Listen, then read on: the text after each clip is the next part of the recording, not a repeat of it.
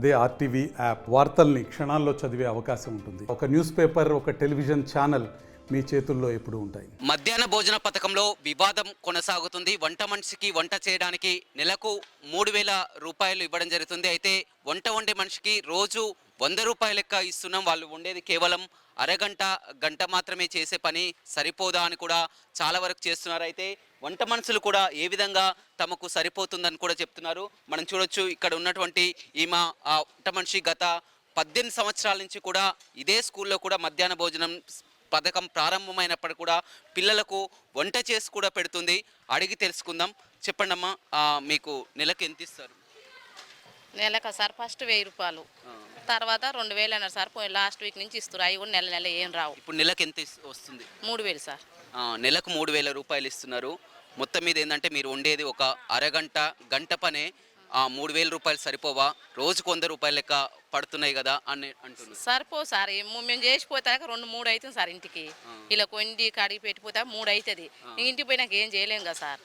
ఈ 3000కే చేస్తున్నాం, మాకు ఏం సరిపోవట్లేదు. ఎన్ని సంవత్సరాల నుంచి చేస్తున్నాం? ఇప్పుడు దగ్గర ఈ సంస్థ వచ్చిన కానీ సార్, మధ్యాహ్నం భోజనం వచ్చిన కానీ చేస్తున్నాం. 20 ఏళ్ళు అవుతుంది.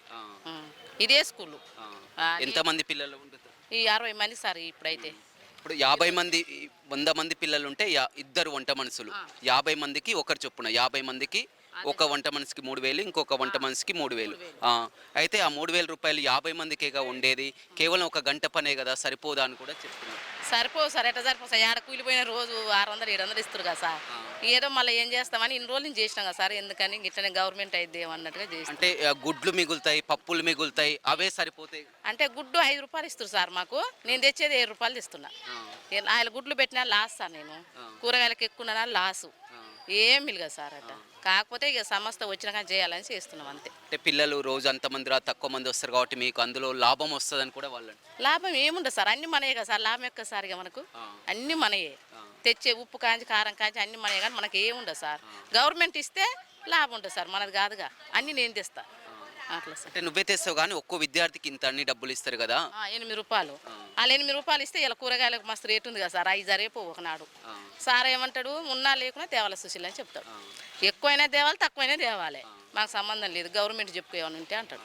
ఇప్పుడు గురుకుల్లో కూడా వాళ్ళకు పెంచడం జరిగింది చార్జెస్. మీకు మధ్యాహ్న భోజనం మరి ఏమనుకుంటున్నారు? మాకు కూడా పెంచాలని చెప్తున్నా సార్. ఇప్పుడు ఎట్లా వెళ్తుంది మరి? గుడ్డుకు 5 రూపాయలే ఇస్తున్నారు, ఇప్పుడు బయట 7 రూపాయలు. నేనేం చేస్తారు, అప్పు తెస్తున్నాం సార్. ఇక అప్పు తెచ్చి పెడుతున్నాం.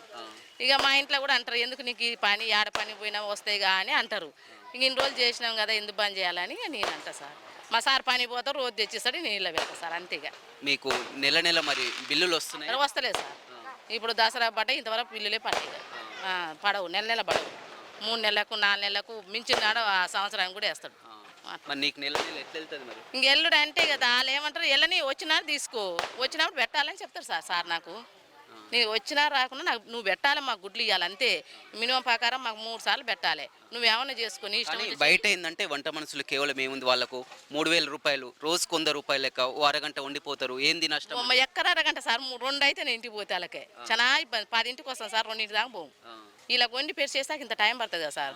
అన్నమాయ కూర 2 అయితే సార్, 2 పోయినాక ఏం పని చేస్తాం? మధ్యాహ్నం పిల్లలు తక్కువ హాజరవుతారు, చాలా వరకు కారు. వారికి వచ్చినటువంటి గుడ్లు కానీ ఇవి కానీ మిగులుతాయి. మిలుగా సార్, ఎంతమంది ఉంటే అన్నీ తెస్తాం, ఎక్కువ దేముగా. అంటే మీకు ఇంతమంది విద్యార్థులకు అని కట్టిస్తారు? ఆయన ఎంతమంది వస్తే అంతమంది రాస్తారు సార్. నాకు ఎక్కువ రాయడు, రోజే బిల్లు చేస్తాడు. ఇలా 50 మంది వచ్చినాక 50 గుడ్లే చెప్తాడు, ఎక్కువ చెప్పడిగా. ఎక్కువ చెప్తే నువ్వే తెచ్చుకో చూసినా, నీ ఇష్టం అంటారు. ఏం కోరుకుంటున్నారు? మీ యొక్క డిమాండ్ ఏంది, ఏమనుకుంటున్నారు మీరు? మాకు జీతం పెంచాలని కోరుకుంటున్నాం సార్. ఇక జీతం ఇచ్చి గవర్నమెంట్ నుంచి గుడ్లు ఇస్తే మాకు ఏ బాధ ఉండదు. పెట్టుబడి వాళ్ళు పెట్టమని సార్, గవర్నమెంట్ జీతం ఇవ్వమని అంతే. ఎలా వండుతున్నారు? కొంత ఏంటంటే కొంతమంది కూడా భోజనం తిని కూడా మధ్య మధ్యలో చూస్తున్నావు కొన్ని సంఘటనలు అస్వస్థకు గురై. మంచిగా ఉంటాం సార్, అట్లా ఏం చేయండి, మంచిగా ఉంటాం ఎప్పటి నుంచి అయినా. మనకి ఇంట్లో లేకుండా అయినా కానీ ఇన్నైతే మంచిగా. కానీ మీకేమి ఇక్కడ రూమ్ లేదు, వర్షం వచ్చిన ఇబ్బంది కాదు కదా సార్, గవర్నమెంట్ బిల్డింగ్ కాబట్టి మీకు లేదు. ఆన వచ్చినట్టు అంత, వరద వచ్చిన అంత, మీ ఇష్టం. ఉండడానికి నీళ్ళు అంటే నీళ్ళు ఇప్పుడు మరి తెస్తురు సార్ వంచానికి. ఇది తెస్తురు, ఓలిస్తురు కానీ నీళ్ళు అయితే తెస్తున్నారు సార్. నీళ్ళతో ఉంటాం, మంచిలు వేసిపోతాం. చూడొచ్చు, ఆ మధ్యాహ్న భోజనం ఉండే వంట మనిషి చెప్తుంది. దాదాపు ఈ పథకం వచ్చిన కాడి నుంచి కూడా 20 సంవత్సరాలు కూడా పని చేస్తున్నాం. గతంలో 500 రూపాయలు 1000 రూపాయలు ఉండేది, ఇప్పుడు ప్రస్తుతం 3000 రూపాయలు ఇస్తున్నారు. 50 మంది విద్యార్థులకు 3000 రూపాయలు, 100 మంది ఉంటే 2 వంట మనుషులు ఉంటారు, 100 మందికి గాను 3000 6000 రూపాయలు వస్తాయి. కానీ మొత్తం మీద చెప్తున్నటువంటి ప్రకారం రోజు 100 రూపాయల లెక్క, అరగంట గంట పాటు సరిపోదా అంటే కూడా వారు చెప్తున్నారు ఖచ్చితంగా సరిపోదు.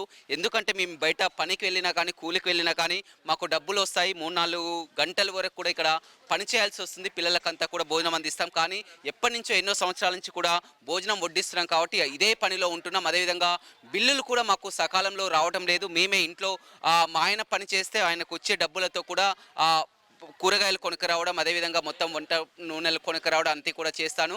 ఏదేమైనప్పటికీ కూడా మధ్యాహ్న భోజనం పథకంలో ఏదైతే వంట మనుషులకు అందిస్తున్నటువంటి 3000 రూపాయలు వివాదాస్పదం అవుతుందో, వారు ఆ గుడ్లు మిగులుతాయి పప్పు మిగులుతాయన్నా కానీ అలా ఉండదు. ఏ లెక్కన ఎంతమంది విద్యార్థులు హాజరవుతారో అంతమందికే ఆ లెక్క రోజు రోజు కూడా లెక్క రాసుకుంటారు, అంతే చెల్లిస్తారు. కానీ మాకు మాత్రం గిట్టుబాటు అవ్వడం లేదు. ఖచ్చితంగా పెంచాలి. ఇప్పుడు గురుకులాల్లో డైట్ ఛార్జీలు ఏ విధంగా పెంచారో మధ్యాహ్న భోజన పథకంలో మా సంగతి ఏంటి, మాకు కూడా పెంచాలన్నటువంటి డిమాండ్ అయితే వ్యక్తమవుతుంది. కృష్ణతో రమేష్, RTV నల్గొండ. మరిన్ని వీడియోస్ కోసం ఛానల్ ని సబ్స్క్రైబ్ చేయండి. లేటెస్ట్ అప్డేట్స్ కోసం వాట్సాప్ ఛానల్ ని ఫాలో అవ్వండి. ఆ లింక్ డిస్క్రిప్షన్ లో ఉంది.